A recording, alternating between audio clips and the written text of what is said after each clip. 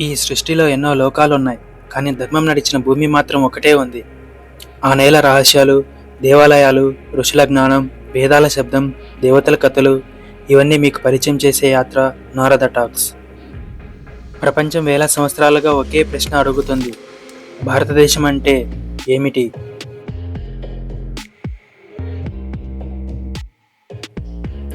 భారతదేశం భూమి కాదు, ధర్మభూమి.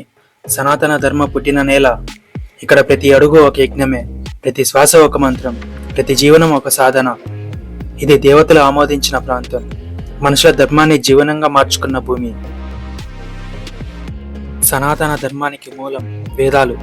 ఒక దైవం కాదు, ఒక మార్గం కాదు, జీవితాన్ని అన్ని కోణాలలో అర్థం చేసుకునే రహస్య మంత్రాలు. ఋగ్వేదం శబ్దయజ్ఞం, యజుర్వేదం కర్మయజ్ఞం, సామవేదం సంగీత యజ్ఞం, అథర్వవేదం ఆరోగ్య యజ్ఞం. వేదాలన్నీ కలిపి ఒక సమగ్ర జీవన విధానం. ఉపనిషత్తులు మాత్రమే మనిషి ఆత్మను ప్రశ్నించాయి. ఆత్మ ఎవరు? జీవితం ఏమిటి? ప్రాణం ఎక్కడి నుంచి వచ్చింది? బ్రహ్మం అంటే ఏమిటి? ఈ ప్రశ్నలకు మొదటిసారి జవాబు ఇచ్చిన నేల భారతదేశం. భగవద్గీత యుద్ధరంగంలో పుట్టిన శాస్త్రం, జీవిత రంగంలో మనిషి ఎలా నిలబడాలో చెప్పిన గ్రంథం. కర్తవ్యం, ధర్మం, భక్తి ఇవి కేవలం మాటలు కాదు, సనాతన ధర్మం యొక్క మూడు మూల స్తంభాలు. ఈ ధర్మంలో శూన్యం ఒక సంఖ్య కాదు, సృష్టి. కాలం గడియారం కాదు, ఒక చక్రం. పని భారం కాదు, కర్మఫలం. జ్ఞానం పుస్తకం కాదు, అనుభవం. ఇదే భారతదేశం యొక్క ధార్మిక శాస్త్రాల రహస్యం. భారత దేవాలయాలు గుడులు కాదు, ఇవి శక్తి కేంద్రాలు. గర్భగుడి ఆత్మశాంతి కోసం కాదు, ప్రాణశక్తిని సరిచేయడానికి. ప్రతి మండపం, ప్రతి స్తంభం, ప్రతి శిల్పం వేదాల మూలభూతాలను ప్రతిఫలించేలా ఒక ఆధ్యాత్మిక యంత్రాంగం. దేవాలయం అనేది సనాతన ధర్మం యొక్క జీవిత రూపం. ఆయుర్వేదం ఇది ఆరోగ్య శాస్త్రం మాత్రమే కాదు, ఒక ధర్మ నియమం.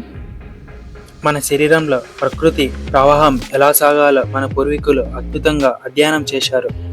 అగ్ని, వాయువు, జలము ఈ మూడు శక్తులు సమతుల్యంలో ఉన్నప్పుడే మనిషి సంపూర్ణంగా జీవించగలడని ఆయుర్వేదం చెప్పింది. యోగం సనాతన ధర్మం యొక్క జీవిత శాస్త్రం.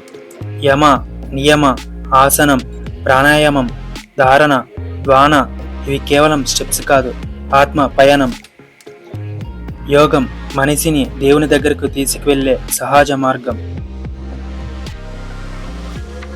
భారతదేశంలో యోధులు కత్తి కోసం కాదు, ధర్మం కోసం తయారయ్యారు. రాముడు ధర్మాన్ని నిలబెట్టిన రాజు.